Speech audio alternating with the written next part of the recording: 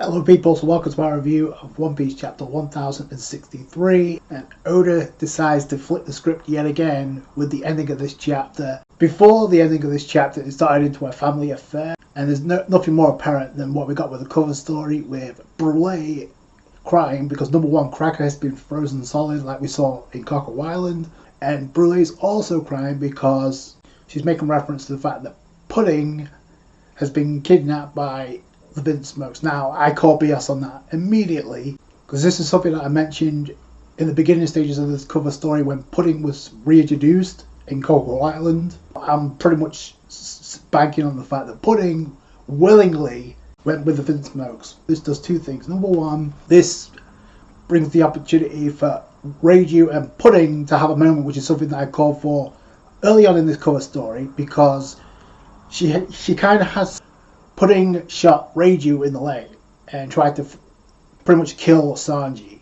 So there really wasn't much interaction after that involving Pudding and Reiju. So there has to be a moment where Pudding kind of like offers her apologies to Reiju for what she did to not only Reiju but also to Sanji as well. So that moment has to come. So what better way than now?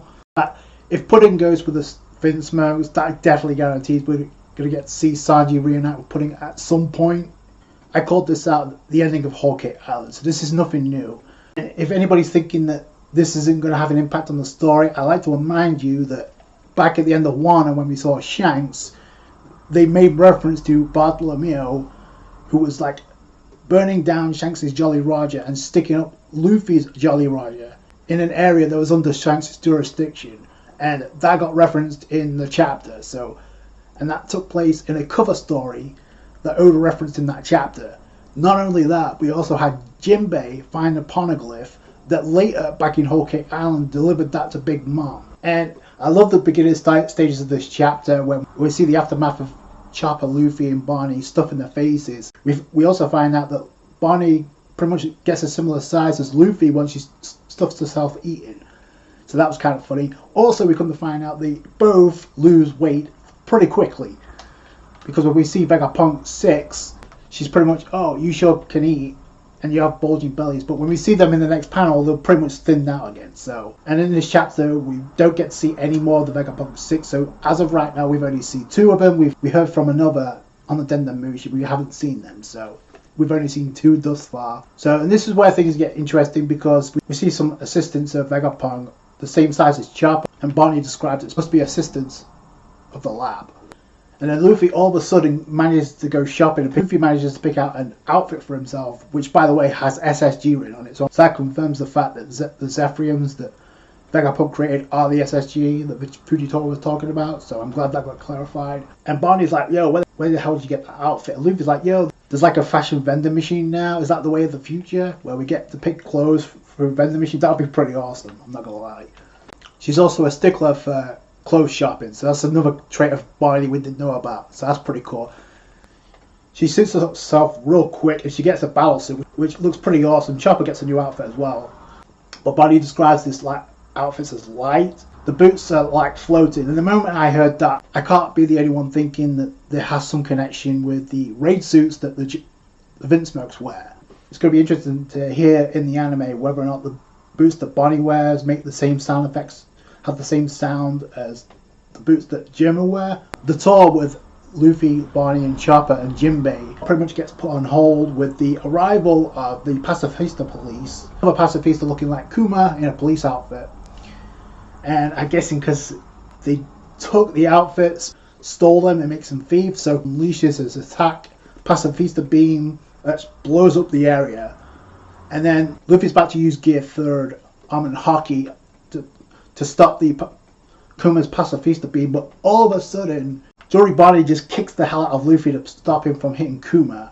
It's surprising for two reasons. Number one, the fact that Luffy didn't use Future Sight to see this attack coming, and number two, the fact that he immediately attacked. It looks like both Bonney and Luffy avoid the blast, but it still hits the area. And this is something that I noticed, like the traits. This scene was more about establishing a connection between Luffy and Bonney more than anything else, because Luffy addressed Bonney as Bonney and not Bogey like he has been. So again, that's improved. That's different from the way he interacted with Law. He never mentioned his real name. In fact, neither did anybody from the Straw Hats, so that's different in itself. I pointed that out in the last chapter, so now it has emotional attachment here because Bonney's like, yo, he's my father, I don't want to hurt him. But Luffy's like, yo, that's just a pacifista, get the hell out of there. It is cool, we get to see this side of Bonney that we haven't seen before. We get to see a panel of Kuma holding a little Bonney in the past. I mean, this kills three birds with one stone. One, we get to learn more about Kuma, we get to learn more about Bonney, and we get to establish a connection between Bonney and Luffy. So that's what you do here, so that's pretty cool on the part of Oda. Like I said, the blast is about the fire. I'm assuming Luffy got Bonney the hell out of there. But Oda cuts away for dramatic effect and goes into another explosion in the New World. And this is the part of the chapter that kind of threw me for a loop, because I did not expect this scenario. So we see that Teach is pursuing Law, and this is the part that kind of threw me for a loop, but I guess Oda is like making reference to the fanfics that people have having for Law having a gender change for whatever reason, like to hide from him, but it doesn't last long, so it's interesting. It just feels like a complete shout out to the people who's been having these fanfics about Law having a gender change. And it's not just him either, we see other members of the crew, but it doesn't last long because when they surface, they're pretty much normal again. They're being chased by Teach, which is a problem, but having to deal with the Yonko. I love this moment from Law because it's like, yo, I'll be fine. Our clashes with the Emperors taught me. So that's where they surface. Law switches himself back to normal, and then out of nowhere, here comes Jesus Burgess, who lifts up an entire mountain, throws the piece of this mountain directly at the polar tang, and then Law uses room to obviously dip and get up and avoid it. But obviously he teleports, and Blackbeard's waiting on a gigantic bird that's pretty much about to pass out because of the weight of Blackbeard. I thought it was interesting we get to see the other crew members of Teach when he was dealing with Boa Hancock back at Amazon Lily, and that's where, yo, Z ha ha ha, we meet again, Law. And the fact that he said that obviously makes reference to the Rocky Port incident that he was involved with Kobe. By the way, we didn't get any reference to Kobe, we didn't get to see him at all. He may play a factor in this as well. I don't know. Again, like I said, the most unpredictable ending to this chapter. Ever since after Wano, Oda has been hitting a home run with these chapters. Like, I did not expect Teach to show up in front of Law. Teach is like, yo, I knew once you, Straw Hat, and Kid left Wano, one of you will wind up here. So he was waiting for it. Just happened to be Law that shows up in this direction, which implies to me that maybe there's a Rob Poneglyph in that direction. This is pretty much what it's leading to. Teach is like, yo, now Big Mom and Kaido out of the picture, it's going to make things more interesting. And then he says, Kaido had one, just how many Rob Poneglyph rubbings have you got? I'll be taking them off you. So he's not after Law's double fruit, but the other crew members could target as well because they're there too. Although that would imply you have to kill off Law, which I don't see that happening, which I'll get into in a minute. But Law is like, yo, you took the words right out of my mouth. Winner takes all, so let's do this. I love the end of this chapter because Law's ready, and it kind of implies to me that Law and Blackbeard had a clash, because why else would Law have that confidence mouth? He's up against Teach.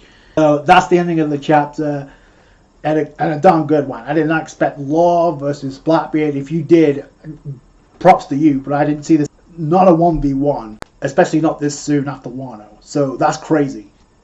My first thought is, since Blackbeard's after the copies of the Rob Poneglyph, and Law says winner takes all, does that mean Blackbeard has a copy of another one? This could go one of two ways. Either Law loses, Teach gets the copies of the Rob Poneglyph, and this forces Law to somehow join up with Luffy again down the road. Because I don't see Oda killing off Law. Law's too popular. It's not the same thing as Yamato, where Oda's going to change his mind and have Teach kill off Law. And the other reason why I say this, Law has an interest in the history of the Will of D. He was asking Robin about it, so you don't do that. That's why I say I can't see Law dying. I could see a similar scenario to where we got with Ace and Blackbeard, where Ace didn't die, but he did get captured, and it caused a ripple effect upon the One Piece world that caused the war in Marineford. So I can see something similar. I can see Law being captured, but I can't see him being killed off. Even if it is Blackbeard, and that's the other thing too, because it makes this chapter pretty much confirms they've had a running in the past. Teach says, yo, it's been a while, hasn't it, Law? That also gets me thinking, did Law fight Blackbeard? Because we know he was there with Kobe. Because, listen, Law's got that confident, like, he knows he's going to be fine. Because he says, I've already had a run-in with the Yonko.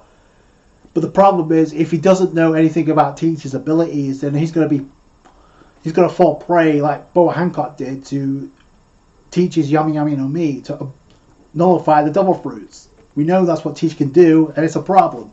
If Law knows about this, that's going to give him an edge, because he's easily the smartest member of the worst generation. I wouldn't underestimate Law at all against Teach, even if it is Blackbeard, final villain or not. But this is definitely an interesting scenario. It's a battle of 2Ds involved. And the other thing too, we get more interaction between Bonney and Luffy, and it's not just a comedic gag now. There's more emotional attachment, which is going to bring Luffy and Bonney closer and furthering the connection going forward, furthering this alliance going forward. So I can't wait to see where that goes. So I can't wait to see how Oda plays that off. It's going to be interesting though. Blackbeard versus Law, sign me up. So that's going to do it for you guys. Thanks so much for watching. Like the review if you did, a thumbs up, I appreciate that. Subscribe to for more One Piece. Catch you guys later. Thanks guys. Bye.